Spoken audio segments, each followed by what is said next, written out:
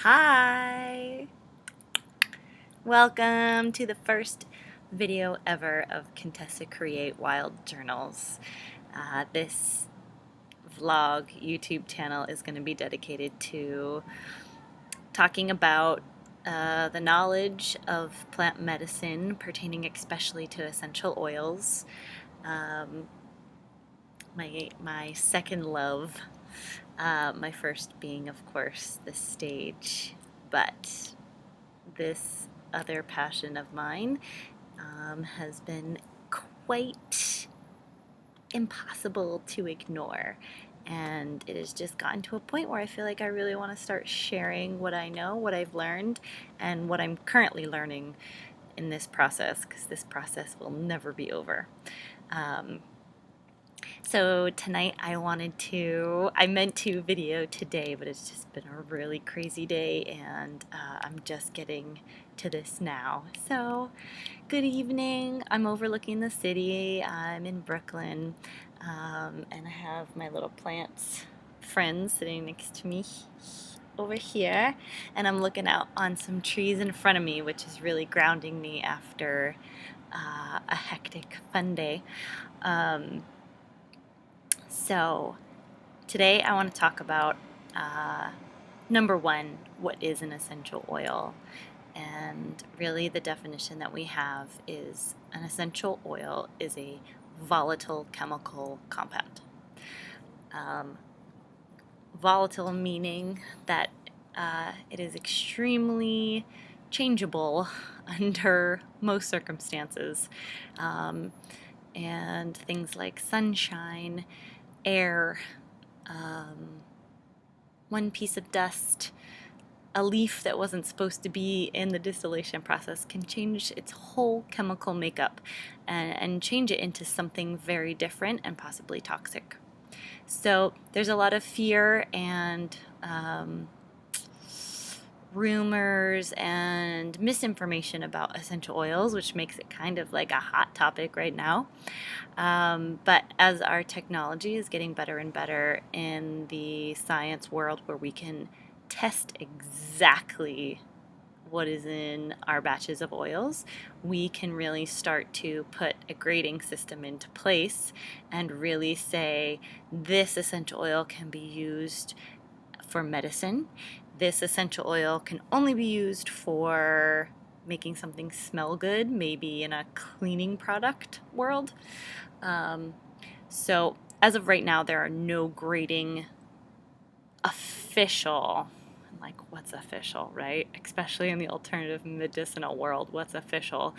There's really, for me and how I go about this, there's really only the do-it-yourself process and going through your own journey and your own experiences with your own health care. And taking care of your own health care is such an empowering feeling. And that's really where my whole journey began, was not wanting to rely on a system that really was never working for me and not working for any of my family or friends or loved ones. So I just want to go through tonight the different ways that can really affect how pure an oil comes out when you actually get it as a customer. There are so many essential oils out there, and it's really hard to kind of filter through who's who, what's pure enough, what's going to make me sick, what essential oils shouldn't be ingested by children or when you're pregnant. There's just a lot of information to know. So we're just going to start the journey to try to start chipping away at all these questions and answers. So first of all, going to your grocery store, health food store to purchase essential oils. Fine to do. Do not ingest those oils. Those oils are not meant for ingestion, and I will guarantee you mostly every single bottle that you do find will say on the bottle, do not ingest. And I strictly adhere and believe that you should not ingest those oils, most likely because either they are being cut with something, another substance to dilute it, to make it a cheaper product, um, either purposefully or accidentally. That happens all the time. There's such a process plants have to go through in order to get to the essential oil part, that a lot of the time the care and attention is not given to the entire process to make it a pure grade oil. So it starts when the plants are harvested, and by the farmers, by the growers, by the pickers. All of those people need to be of the knowledge of the plant, that these plants will be being used for essential oil, because there is a very specific time in a plant's life when its medicinal value is at its highest. And its essential oil that is contained within the plant will change throughout the plant's life. So knowing exactly when the plant needs to be picked is the first process where it's affected, where the knowledge of knowing about essential oils affects the process. Then once the plant is picked, it is usually sent into some sort of process. A lot of the time that's a drying process. Depending on whether you're pulling the essential oil from the root, the seeds, the leaves, the flowers, the fruit, the peels. Essential oils can come from all different parts of the plant. So getting that piece off of the plant and then going through its process before it can be put in a distillery. And does something happen to the plant during that process? Those people need to be knowledgeable that it's eventually going to be used as medicinal grade essential oils, so that they can treat the product as such while it is going through its drying process. Next, then, you would have the oils going to a distillery. And again, there it's super important that hygiene is a big factor, not letting any dust, dirt, maybe a leaf gets into the distillery, and if the oil that's being distilled is coming from a seed and a leaf accidentally gets into the distillery, it changes the chemical compounds of your essential oil, which is why once you have oils distilled, then they then need to be tested, most trustfully by a third-party company, to let you know that there hasn't been any infiltration of a different substance into your oil. So then it goes from the distillery to a bottling company, or a company then that would be selling the oils. And again, there you have what are the bottling practices? Are they mixing it with something? Are they diluting it with something? Are they cutting it with something?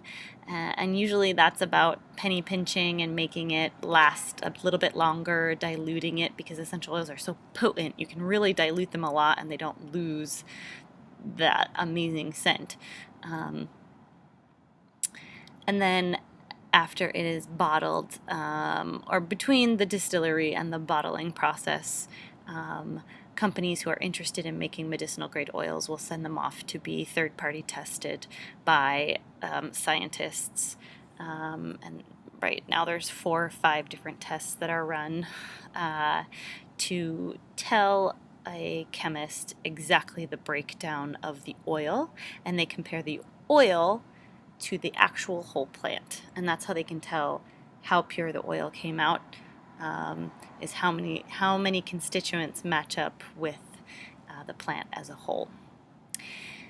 So that's a lot of information already, and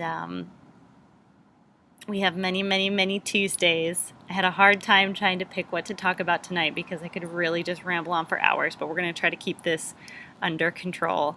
I'm just going to show you.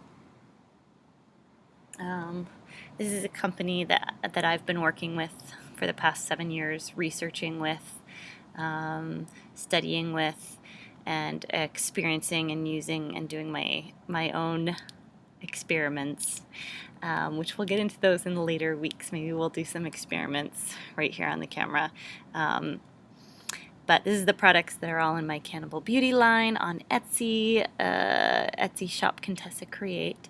And I trust these oils topically, aromatically, and taking internally.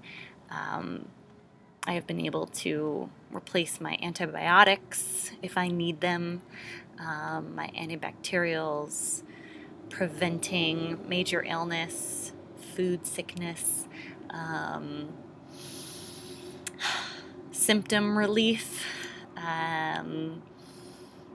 Obviously, they're a part of my cosmetic beauty regime, and I really believe, before we had cosmetics and this whole industry of beauty, mostly everything that we do now started as a medicinal practice, and much so with essential oils, because essential oils were around 3,000, 4,000 years ago. Which brings me to a little plug. Petra is back up online on Etsy. It is a eyeliner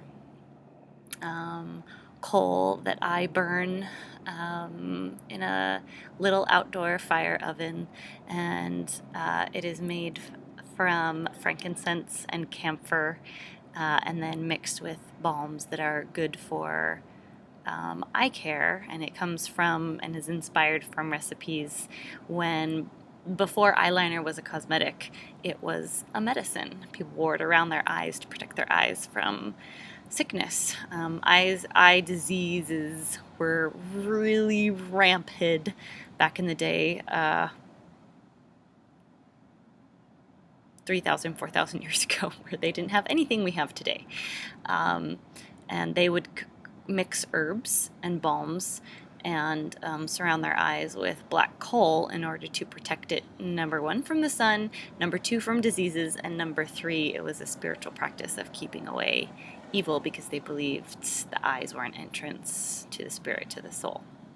So I've recreated a specific recipe just for us that is meant to do those same things, historical uses, as well as mix with our decorating ourselves and feeling divine and beautiful. So check that out on Etsy.com and look for the code that I promised in this first Wild Journals video for 20% off some products at my store. Thank you so much for joining me, and I will be putting these out every Tuesday. You can subscribe to my YouTube channel, and they'll come to you automatically. I'm pretty sure I'm setting that up. I'm doing all that. Okay? I love you so much. Have an amazing week, and come back and see me and hang out, ask questions, send questions to www.contessacreate.com. It'll be below. Send me questions, send me what you want to talk about, and we'll meet here. Thank you so much for being with me, and have a gorgeous, divine week. I'll see you next time. Bye.